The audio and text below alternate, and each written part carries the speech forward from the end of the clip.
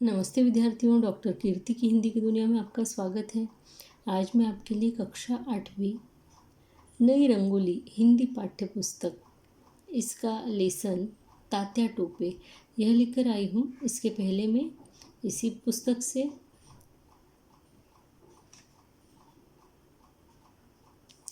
वह देश कौन सा है यह पोयम और एक लेसन ईदगाह यह डाल चुकी हूँ, जिसके मैंने एक्सप्लेनेशंस वगैरह सब आपको दिए हैं। आज हम लोग देखने वाले हैं लेसन तात्या टोपे, जिसका पूरा एक्सप्लेनेशन और क्वेश्चन आंसर हम देखेंगे। तात्या टोपे, इसका मंथन यानी हम यहाँ पे देखते हैं कि क्या लिखा है तात्या टोपे जी के बारे में। तो हमने देखा यहाँ पर लिखा है, तात्या टोपे सन 1857 के स्वतंत्रता संग्राम की एक महत्वपूर्ण कड़ी थे। कड़ी यानी एक, जैसे स्वतंत्रता संग्राम यानी फ्रीडम फाइटर जो लोग थे ना, उन्होंने स्वतंत्रता संग्राम चलाया था। और उन लोगों में सबसे महत्वपूर्ण लोग जो थे, उनमें से एक महत्वपूर्ण व्यक्ति थे तात्या टोपे। नाना साहब ने उन्हें अपना सैनिक सलाहकार नियुक्त किया था। यानी वो सैनिकों को सलाह देते थे, सोल्जर्स को जो है सलाह देते थे किस तरीके से लड़ना है, क्या करना है।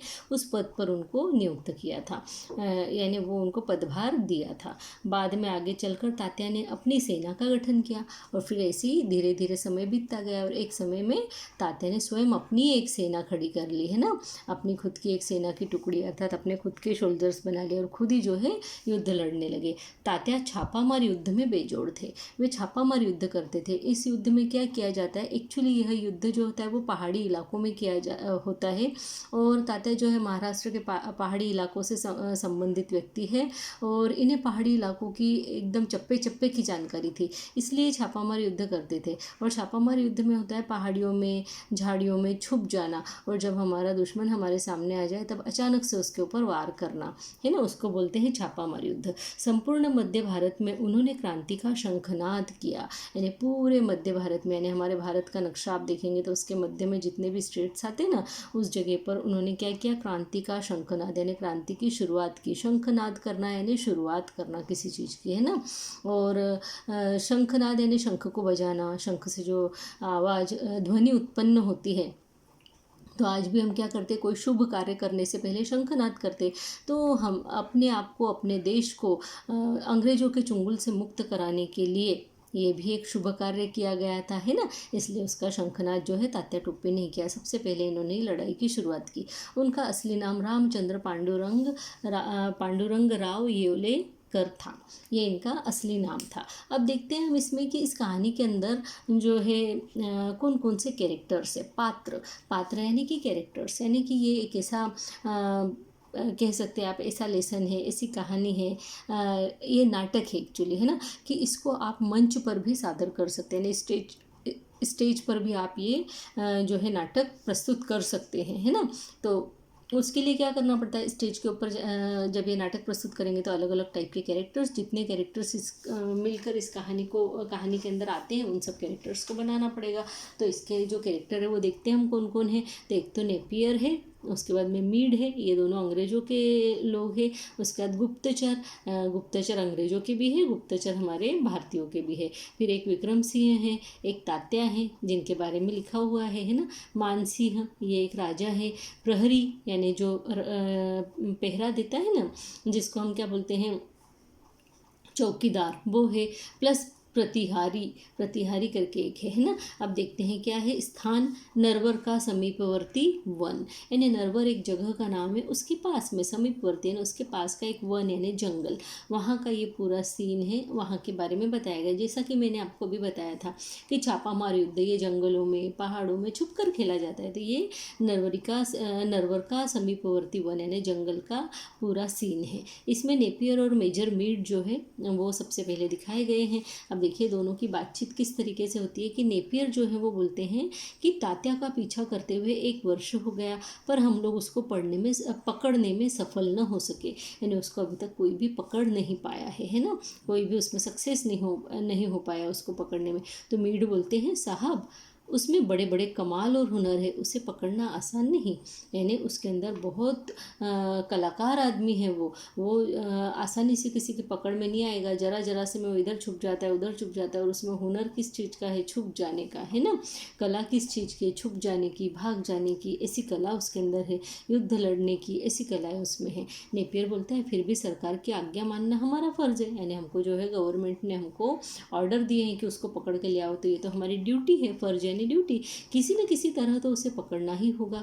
तो मीड बोलते हैं साहब उसे पकड़ने के लिए अपनी सैनिक शक्ति में वृद्धि करनी होगी। यानी हमारी जो सोल्जर्स है उनको हमको क्या बनाना पड़ेगा, पावरफुल बनाना पड़ेगा। यानी अभी हमारे पास में जैसे 100 सोल्जर्स है तो हमको कम से कम 1000 सोल्जर्स चाहिए उनको पकड़ने के लिए, है ना।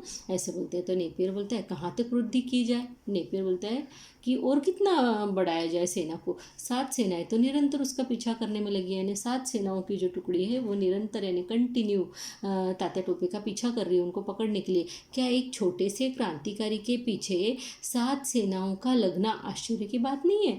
नेपियर जो है मीट से पूछ रहा है, एक छोटा सा आदमी है तात्या टोपे, उसके पीछे हमने इतनी 7-7 टुकड़ियों को लगा दिया है, और सैनिकों की एक टुकड़ी में कम से कम 100 से 150 सैनिक होते हैं, तो इतने हमने कम से कम 800-900 के लगभग जो है सैनिक लगा दिए हैं तात्या टोपे के पकड़ने के लिए।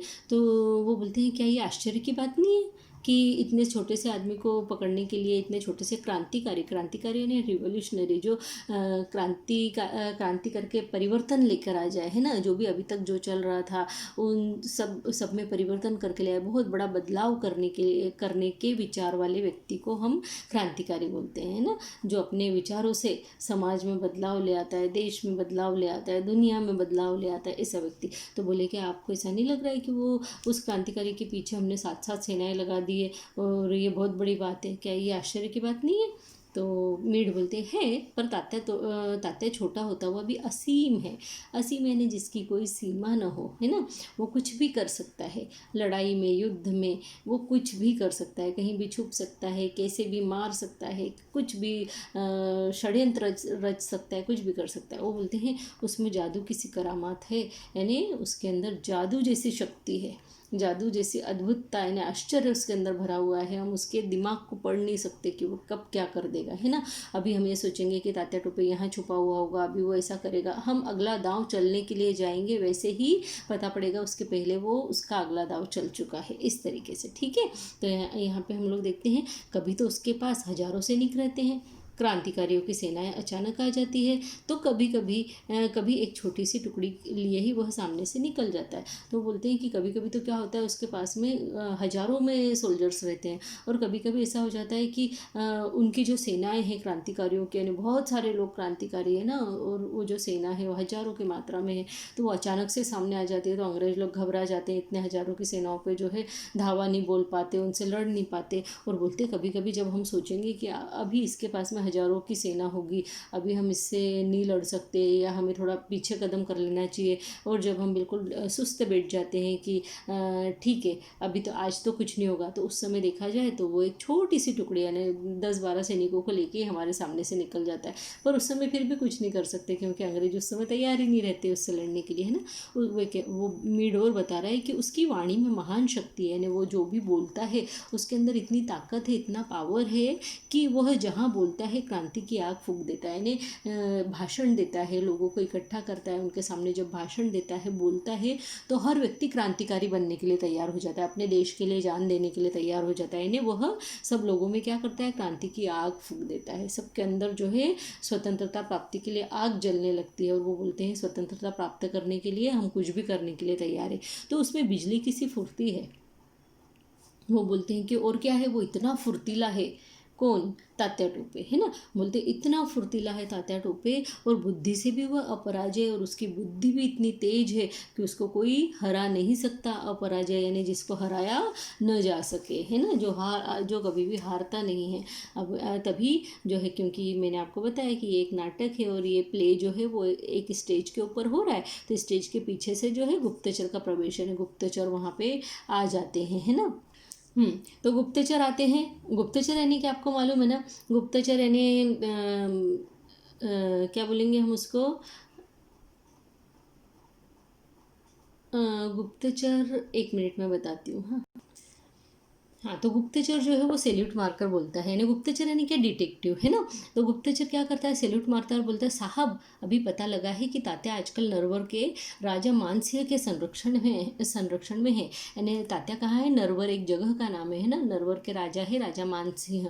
तो बोले उनके संरक्षण में, यानी जो नरवर के राजा मानसिंह है वो उनकी रक्षा कर रहे हैं अभी, किसकी, तात्या टोपे की।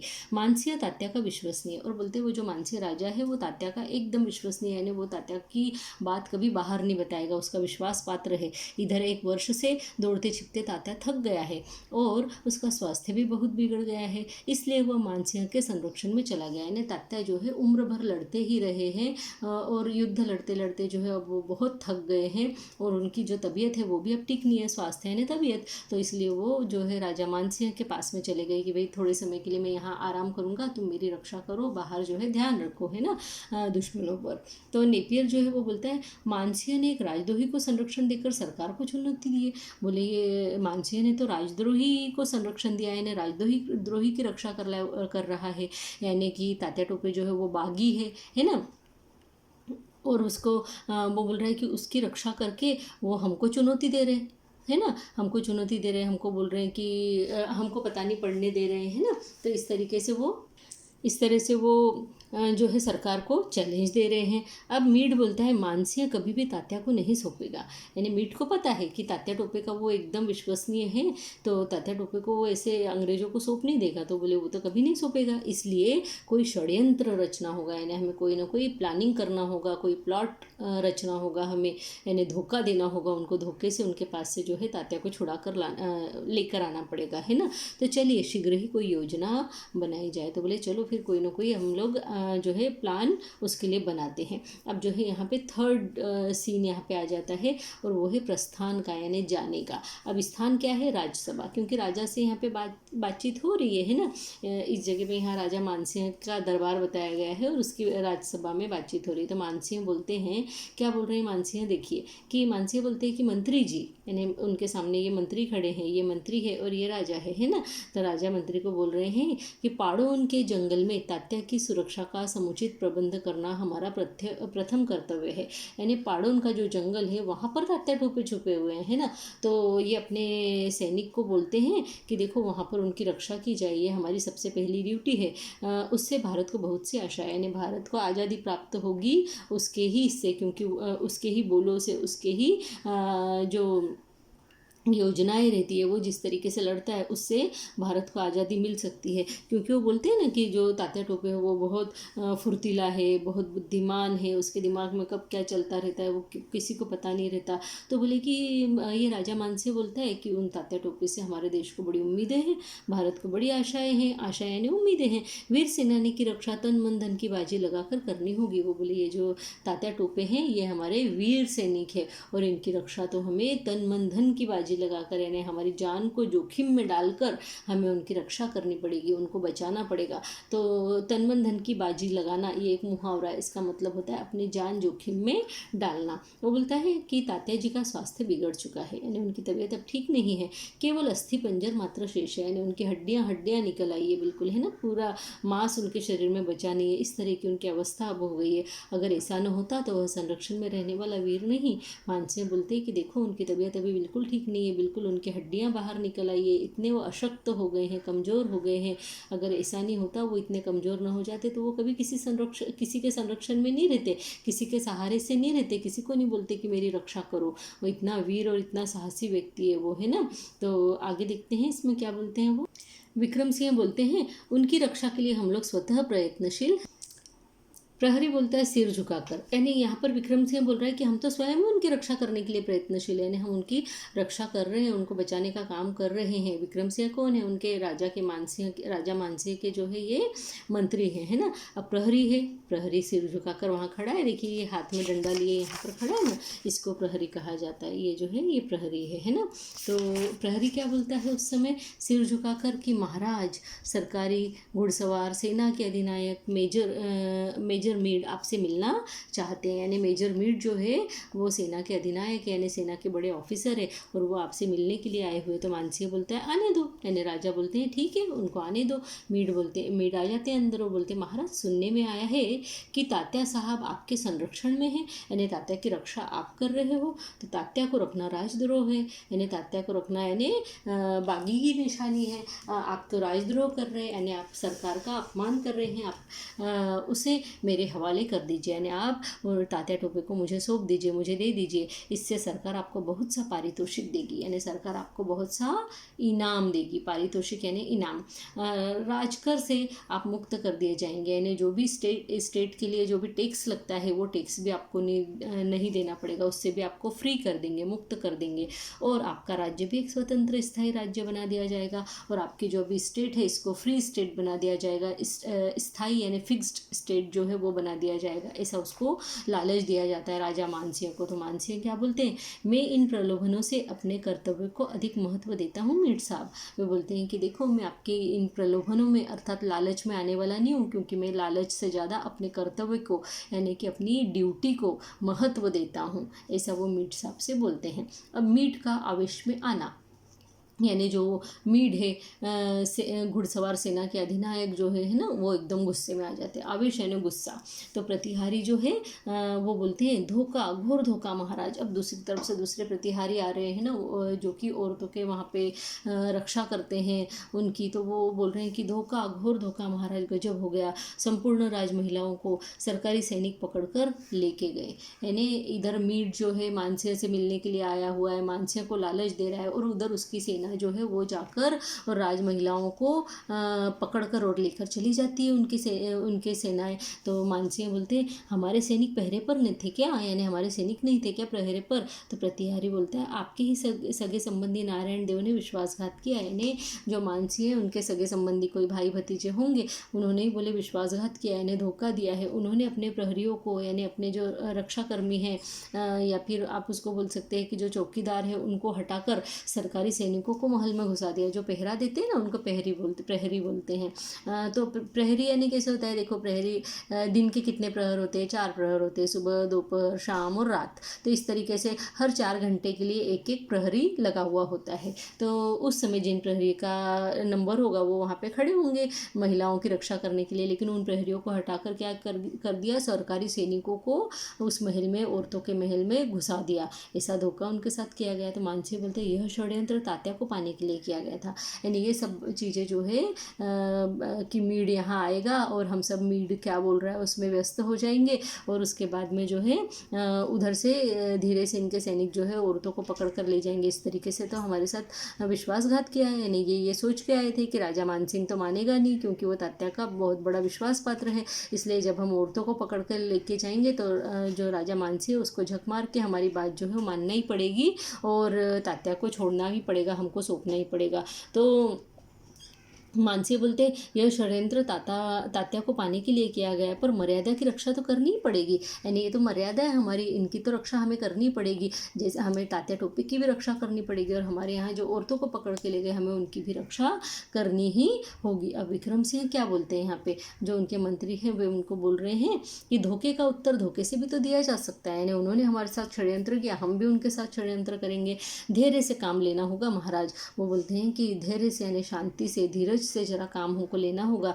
मान रक्षा का भार मेरे ऊपर छोड़ दीजिए। और बोलते हैं जो अपनी इज्जत चली गई, यानी जो औरतें वो पकड़ के लेके चले गए हमारे यहाँ की औरतों को, तो उनकी इज्जत का जो भार है आप मेरे ऊपर छोड़ दीजिए, उनका कोई कुछ नहीं बिगाड़ सकता। अब यहाँ पे चौथा सीन आ जाता है, चौथा दृश्य आ जाता है, और जगह है राजकीय उद्यान, यानी जो महाराज जिस महल में रहते उस महल का गार्डन है ना, उद्यान यानी गार्डन। अब वहाँ पे ये सीन चल रहा है, और मतलब जो राजा है वो देखिए यहाँ पर ये चित्र बताया गया ना कि राजा जो है अपने सैनिक के साथ में, अपने मंत्री के साथ में बढ़िया गार्डन में घूम रहे हैं, और घूमकर उनके बीच में वार्तालाप चल रहा है, और वो बात कर रहे हैं कि किस तरीके से क्या किया जाए, कैसे षड्यंत्र रचा जाए। तो वो यहाँ पे अब अंग्रेजों के विरुद्ध में षड्यंत्र बना रहे। तो विक्रम सिंह बोलते हैं, जो उनके मंत्री वे बोलते हैं षड्यंत्र सफल हुआ महाराज। वो बोलते हैं जो हमने प्लान किया था ना वो सफल हो गया। मानसिंह प्रसन्नता से, मानसिंह राजा खुश हो जाते हैं, खुश होकर बोलते धन्य हो महामंत्री, यानी तुम तो बहुत महान हो महामंत्री।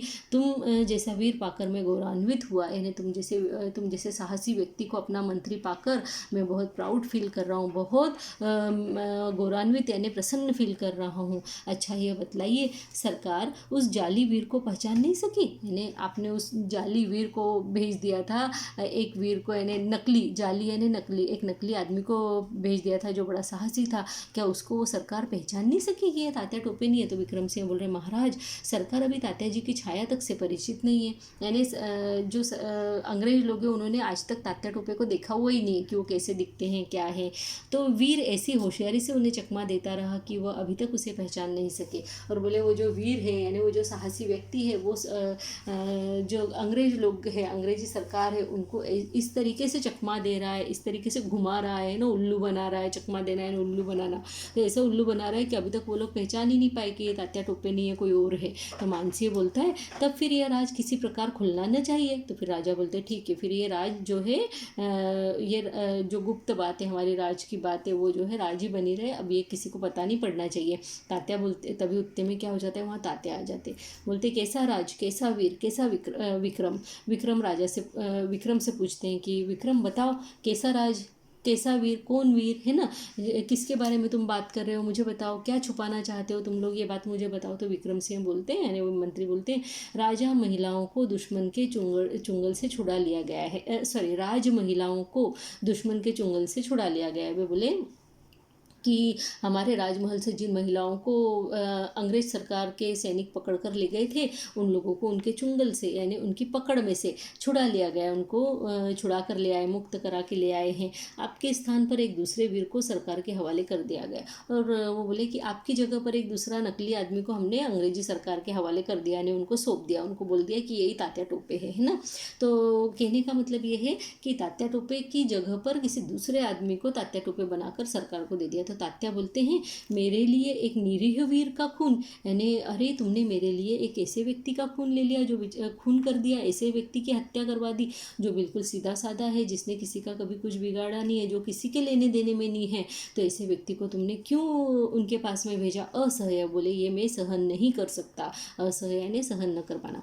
आप सबने इस षड्यंत्र द्वारा मुझे कलंकित कर दिया। बोले आप सबने ये प्लानिंग करके, ये षड्यंत्र रच के, ये जो योजना बनाई, इसके द्वारा तो तुमने मेरे ऊपर दाग लगा दिया। अभी तक तो मेरा जो चरित्र है वो एकदम निष्कलंक था, है ना, बिल्कुल उसके ऊपर दाग लगा हुआ नहीं था। आज तुमने मेरे ऊपर क्या कर दिया? कलंक यानी दाग लगा दिया। मेरे संपूर्ण जीवन का शौर्य व त्याग इस निरीह हत्या के रूप में बह गया। वो बोले मैंने पूरे जीवन, संपूर्ण जीवन यानी पूरा जीवन भर जो मैंने साहसी कार्य किए, जो बहादुरी मैंने अपनी दिखाई, शौर्य यानी बहादुरी के कार्य करना, साहसी कार्य करना, और त्याग यानी सेक्रीफाइसेस, और मैंने अपने जीवन में आज तक एक मतलब अंग्रेजों से लड़ने के लिए जितने भी मैंने सेक्रीफाइसेस किए अपने जीवन में, वो सारी चीज़ें क्या हो गई? आज फालतू हो गई। इस निरीह हत्या के खून में वह बह गया। यानी ये व्यक्ति जिसका मेरे से मैं जिसको जानता भी नहीं हूँ, एक सीधे साधे व्यक्ति को मेरे लिए अपने प्राण गंवाने पड़े, तो उसके खून के साथ में ही मेरा सारा शौर्य, मेरे सारे त्याग, जो भी सेक्रीफाइसेस मैंने किए थे,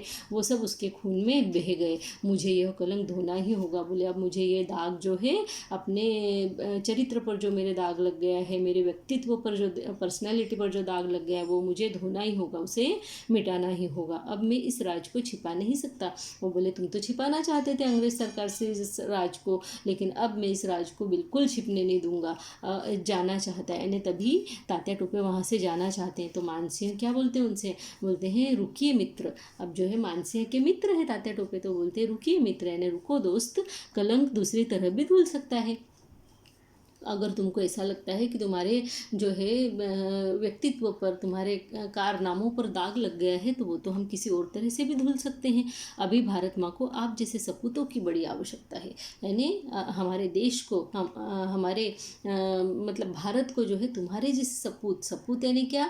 जो अच्छे कार्य करने वाले हो, और कपूत यानी बुरे कार्य करने वाले, है ना। सपूत यानी घरानों का नाम रोशन करने वाले, तो देश का नाम रोशन करने वाले तुम जैसे सपूतों की हमारे देश को जो है बहुत ज़्यादा आवश्यकता है। यही सोचकर मैंने षड्यंत्र रचा था। तो राजा बताते हैं उनको, यही तो मैंने सोचा कि भाई तुम्हारी हमारे देश को बहुत आवश्यकता है, और इसीलिए ऐसा षड्यंत्र रचा कि जो अंग्रेज सरकार है वो दूसरों के पीछे पड़ जाए और आप सुरक्षित रह जाओ, ताकि आपके जो विचार है उनसे प्रेरित होकर, आपकी बुद्धिमानी से, आपकी बातों से प्रेरित होकर और क्रांतिकारी इस देश में पैदा हो, और हमारा देश जो है जल्दी से जल्दी स्वतंत्र हो जाए। और उस वीर ने देश प्रेम से प्रेरित होकर अपने प्राण विसर्जित कर दिए और बोले कि हमने इसलिए तो ये षड्यंत्र रचा था। और जब हमने उस व्यक्ति को ये सब बातें बताई तो वो देश प्रेम से प्रेरित होकर, उसको भी अपने देश से प्रेम था, और इसीलिए उसने अपने देश प्रेम के लिए, अपने देश को स्वतंत्र कराने के लिए और देश के लिए कुछ कर गुजरने की इच्छा से उसने क्या कर दिए, तात्या टोपे की जगह अपने प्राण विसर्जित कर दिए, अपने प्राणों का त्याग कर दिया, अपने बलिदान दे दिया अपने देश के लिए अपना, है ना। तो कहने का मतलब यहाँ पर क्या है कि ये जो वीर व्यक्ति है इसने तात्या टोपे की जगह अपनी जान क्यों दी, क्योंकि ये वीर व्यक्ति भी जानता था कि तात्या टोपे को अभी, हमारे देश को जो है तात्या टोपे जैसे व्यक्ति की बहुत ज़्यादा ज़रूरत है। आपके समर्पण से उसकी कुर्बानी व्यर्थ चली जाएगी। अब अगर आप बोल रहे हैं कि मैं सरेंडर कर दूंगा, सरकार को जाके सब बता दूंगा अंग्रेज़ों को, तो अगर आप ऐसा करोगे तो फिर तो वो बेचारा निरीह व्यक्ति जो मर गया है मतलब इस देश के लिए, तो उसकी जो कुर्बानी है, उसका जो बलिदान है वो तो व्यर्थ चला जाएगा, फालतू हो जाएगा। विक्रम सिंह बोलते धैर्य से काम लीजिए, यानी शांति से काम लीजिए। किसको बोल रहे हैं? तात्या टोपे को। व्यक्ति से देश अधिक महत्वपूर्ण है। बोले उस निरीह व्यक्ति से ज़्यादा महत्वपूर्ण क्या है यहाँ पर? अभी देश है, क्योंकि हर एक व्यक्ति जो है हमारे देश के लिए कुछ न कुछ करना चाहता है, तो उसने भी देश प्रेम के खातिर ही ये सब किया है। तात्या बोलते हैं लेकिन शक्ति के अभाव में अब क्या हो सकता है। इन्हें तात्या बोल रहे हैं उस व्यक्ति ने जो मेरे कारण जान दी है, उसके कारण मेरा जो पावर है वो कम हो गया है ना। मेरे अंदर में मैं अपने आप को शक्तिशाली महसूस नहीं कर रहा हूँ, तो अब इस अभाव में मैं क्या कर सकता हूँ, यानी अब मेरे अंदर ऐसा लग रहा है कि कोई ताकत ही नहीं बची, अब ऐसे समय में मैं क्या कर सकता हूँ। तो मानसीय बोलते हैं इस समय आपकी वाणी ही क्रांति के उद्घोष के लिए पर्याप्त है। ठीक है, आपकी तबीयत ठीक नहीं है, ठीक है, आप अभी बड़ा बुरा महसूस कर रहे हो उस निरीह व्यक्ति के लिए, आप अपने आप को अभी बड़ा कमज़ोर महसूस कर रहे हो, और वास्तव में आप जो है अभी आपकी तबीयत भी ठीक नहीं है, और आप एकदम कैसे हो गए, जीर्ण शीर्ण, एकदम कमज़ोर हो गए हैं। लेकिन अभी आप क्या कर सकते हो, आपकी वाणी यानी आपकी बोली, आप जो बोलते हो, जो उपदेश या जो भाषणों में जिस तरीके से आप अपनी बातों को समझाने के प्रयत्न करते हो, वो उद्घोष ही हमारे लिए पर्याप्त है। यानी आपकी वो जो आवाज़ है ना दूसरों को प्रेरित करने की देश प्रेम के लिए, वही हमारे लिए पर्याप्त है, यानी सफिशिएंट है। आप सैनिकों को युद्ध शिक्षा दीजिए और मार्ग प्रशस्त कीजिए। तो बोले अब आपको लड़ने के लिए जाने की ज़रूरत नहीं है, आप कोई भी ऐसा कार्य मत कीजिए जहाँ पर ताकत की ज़रूरत हो। आप तो सिर्फ क्या कीजिए, हमारे यहाँ के जो सोल्जर्स है उन लोगों को युद्ध का प्रशिक्षण दीजिए, यानी उनको सिखाइए कि तलवार कैसे चलाई जाती है, भाला कैसे पकड़ा जाता है, किस तरीके से युद्ध किया जाता है, गोले कैसे फेंके जाते हैं वगैरह, ये सब सिखाइए और उनका मार्ग प्रशस्त कीजिए, यानी उनको आगे का जो उनका रास्ता है अंग्रेज़ों से लड़ने का, उस मार्ग को जो है मजबूत बनाइए, प्रशस्त बनाइए, ताकि वो निडर होकर उस रास्ते पर जाकर अंग्रेज़ों का सामना कर सके। हम सब आपकी सहायता के लिए कटिबद्ध है, यानी वो बोलते हैं कि हम सब आपकी सहायता किसी भी तरह से करने के लिए कटिबद्ध है, यानी कमर कस कर तैयार है, यानी किसी भी तरह आप जब बोलेंगे तब हम जो बोलेंगे वो करने के लिए तैयार है। आइए हम आगे देखते हैं इसमें क्या है। तो आगे यहाँ पर वो बोलते हैं, तात्या बोलते हैं लास्ट में, अब तात्या का डायलॉग है और यहाँ पर हमारा ये लेसन खत्म हो जाता है। वो बोलते हैं अवसर आने पर, तात्या बोलते हैं अवसर आने पर आपकी सहायता भी स्वीकार होगी, यानी आपकी सहायता मुझे जब लगेगी, अगर कोई ऐसा अवसर आए तो मैं आपकी सहायता भी लूँगा।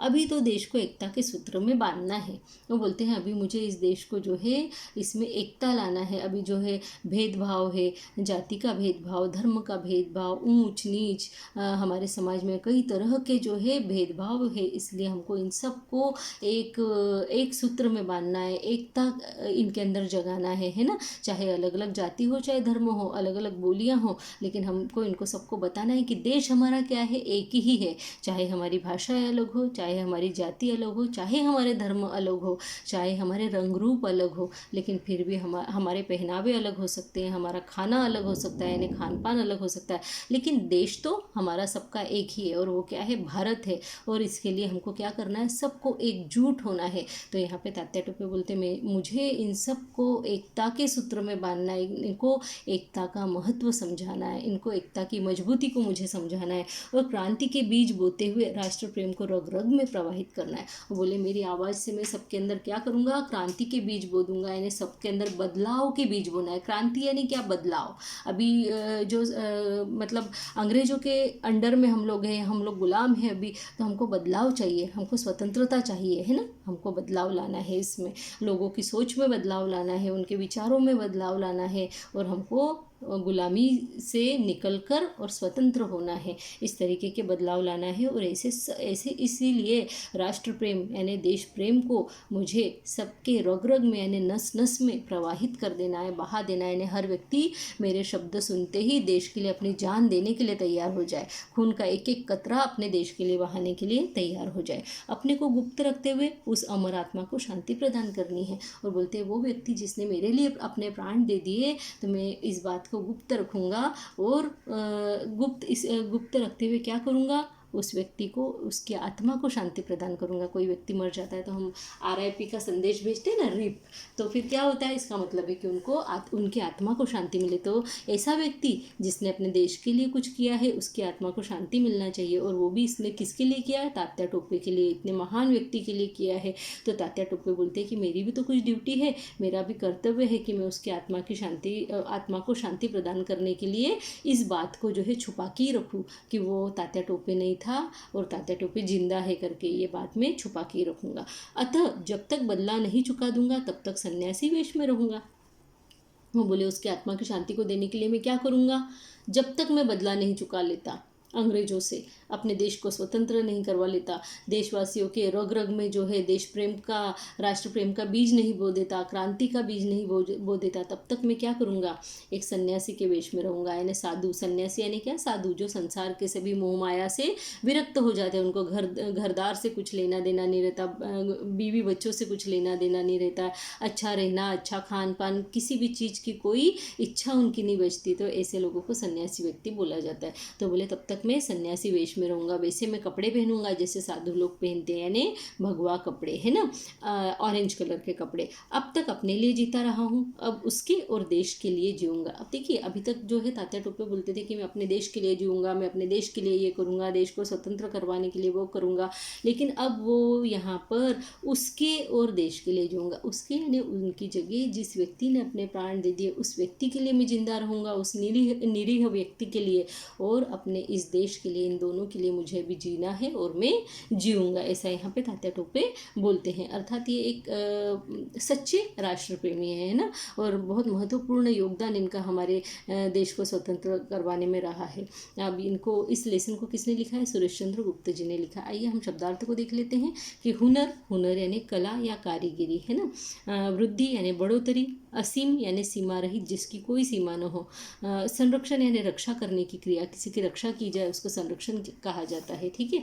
राजद्रोही यानी राज्यद्रोह करने वाला, बागी व्यक्ति, विद्रोह करने वाला व्यक्ति, षड्यंत्र यानी गुप्त रूप से रची जाने वाली कार्यवाही, साजिश, प्लानिंग, है ना, प्रलोभन, लालच। उसके बाद प्रहरी, पहर पर घंटा बजाने वाला, जैसे मैंने आपको बताया दिन में 4 पहर होते हैं ना, सुबह, दोपहर, शाम और रात, 4 घंटे के एक 4 घंटे के ग्रुप को एक एक पहर बोला जाता है। गौरवान्वित करना यानी गौरवयुक्त, किसी को प्रसन्न करना, प्राउड फील करवाना। निरीह यानी सीधा साधा बेचारा एकदम, है ना, लेकिन फिर भी मन का अच्छा, देश प्रेमी। संपूर्ण जीवन यानी पूरा जीवन। समर्पण यानी शत्रु के हाथ में स्वयं को सौंप देने का कार्य करना, जैसे कोई सरेंडर कर देना, या फिर कोई गलत कार्य करने के बाद में जो है सरकार के हाथ में, पुलिस के हाथ में अपने आप को सौंप देना। उस समय तो पुलिस वगैरह थे नहीं, तो क्या किया जाता था, सरकार के हाथ में सौंप दिया जाता था, राजाओं के हाथ में। मार्ग प्रशस्त करना यानी श्रेष्ठ मार्ग दिखाना, अच्छी राह दिखाना किसी भी व्यक्ति को। फर्ज यानी कर्तव्य, अपनी ड्यूटी निभाना। क्रांतिकारी यानी रिवोल्यूशनरी व्यक्ति, जो रिवोल्यूशन के लिए जीता है वो, है ना, सत्ता को उलट देने वाला, जिसके विचार जो है हमेशा कुछ न कुछ बड़ा बदलाव लाने का प्रयास करते हैं, कार्य करते हैं, वैसा व्यक्ति। अपराजय, जिसको जीता न जा सके, है ना। विश्वसनीय यानी जो बहुत विश्वास करने के योग्य हो, हो। चुनौती यानी किसी को चैलेंज देना, ललकार करना। पारितोषिक यानी इनाम। विश्वासघात करना यानी किसी के साथ में धोखा करना। मान रक्षा यानी अपने स्वयं के इज्जत की रक्षा करना, है ना। चंगुल यानी पकड़ या फंदा।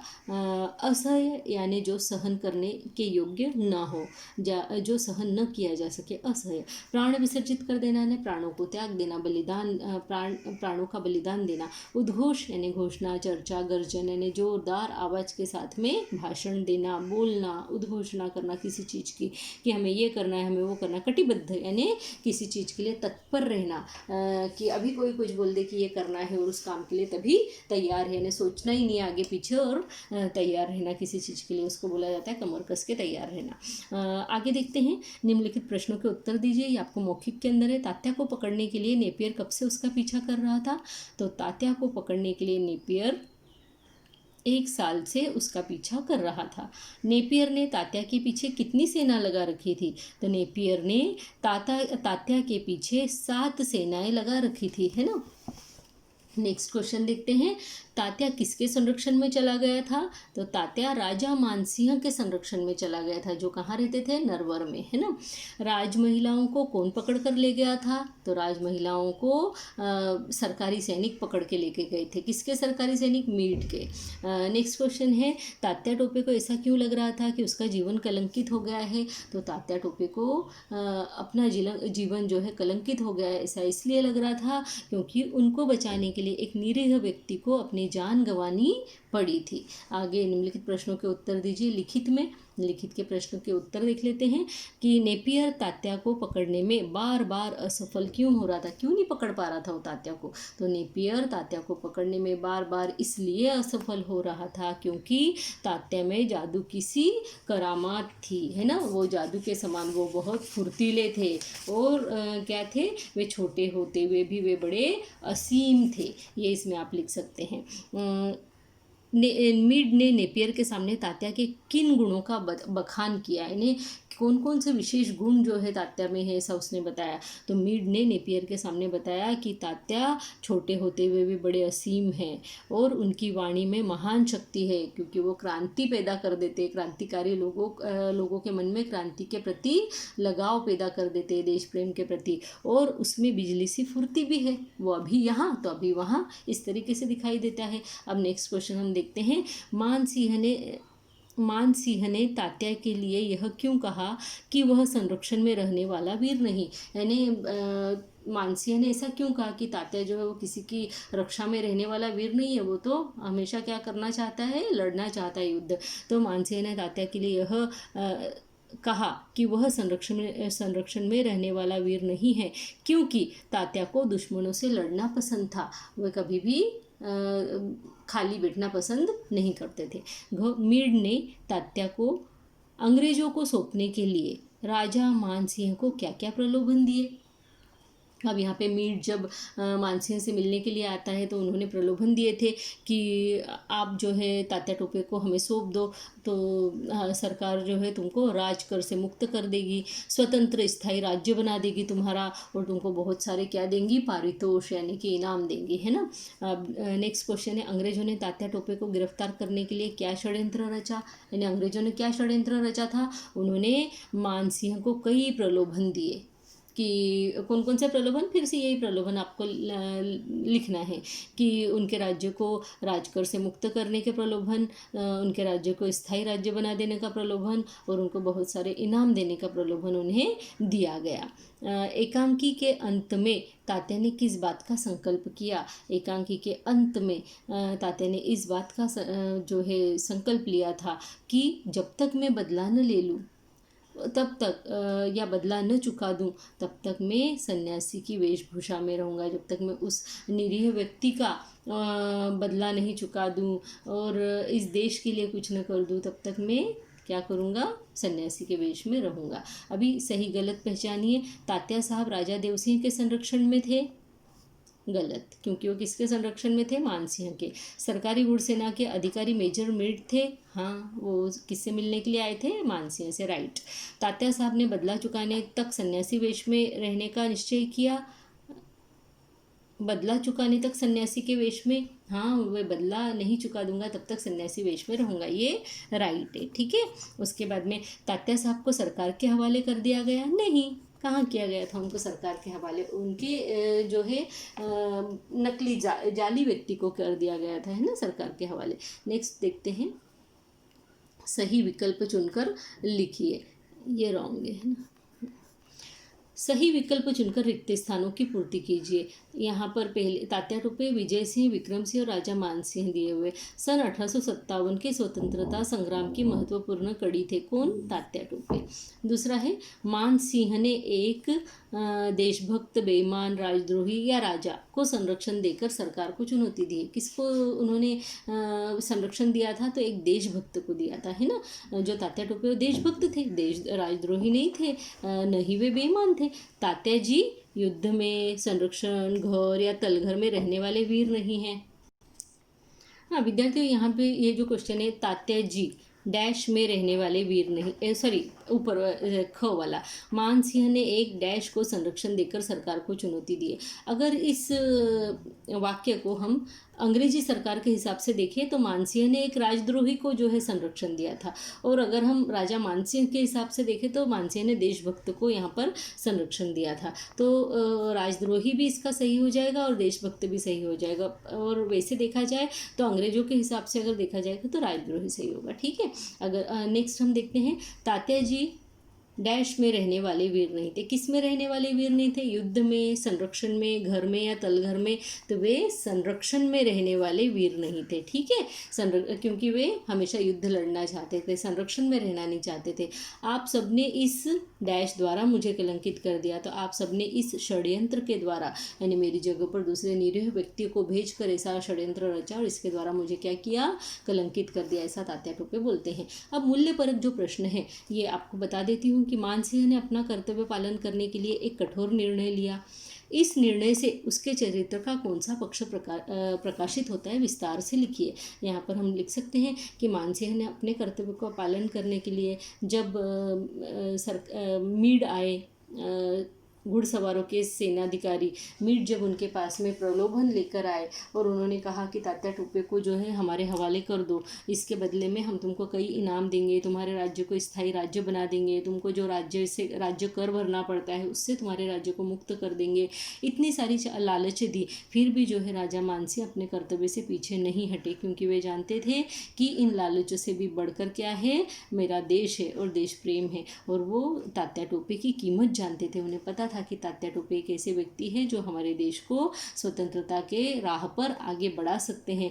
लोग उनकी आवाज़ को सुनते हैं, उनकी एक आवाज़ से लोग अपने देश के लिए अपने जान निछावर करने के लिए तैयार हो जाते हैं। तो इस तरह राजा मानसिंह ने जब मीट को तात्या टोपे को सौंपने के लिए मना कर दिया, तो इस तरीके से उन्होंने अपनी कर्तव्यपरायणता हमारे सामने पेश की। इस तरह से उन्होंने उनके अंदर का देश प्रेम यहाँ पर दिखाया, इस तरह से उन्होंने अपने अंदर की देशभक्ति दिखाई और अपने साहसी चरित्र को भी दिखाया कि वो जो है अंग्रेज सरकार से डरे नहीं। और उन्होंने सीधे सीधे मीट को मना कर दिया कि हम लोग जो है तुम्हारे प्रलोभनों से ज़्यादा हमको हमारा देश प्यारा है, हमारे कर्तव्य प्यारे हैं। अब देखते हैं नेक्स्ट क्वेश्चन, इस पार्ट में सबसे बड़ी कुर्बानी किसने दी और क्यों।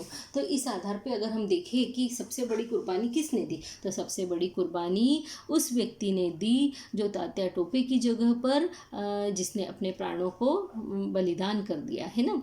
और इसलिए हम उसको बोल सकते हैं कि उसने सबसे बड़ी कुर्बानी दी, क्योंकि अगर वो उस समय अपनी जान की बाजी नहीं लगा देता, अपने प्राण विसर्जित नहीं कर देता, तो सरकार जो है हाथ धोकर तात्या टोपे के पीछे पड़ जाती और तात्या को पकड़े बिना नहीं मानती, और इससे हमारे देश का बहुत बड़ा नुकसान होता। तो उस व्यक्ति ने अपने देश का नुकसान होने से बचाने के लिए और अपने देश प्रेम के लिए, तात्या टोपे के लिए अपने जान को अपने प्राण को त्याग दिया। तो वह निरीह व्यक्ति जो है उसकी कुर्बानी इस पाठ में सबसे ज़्यादा बड़ी कुर्बानी है।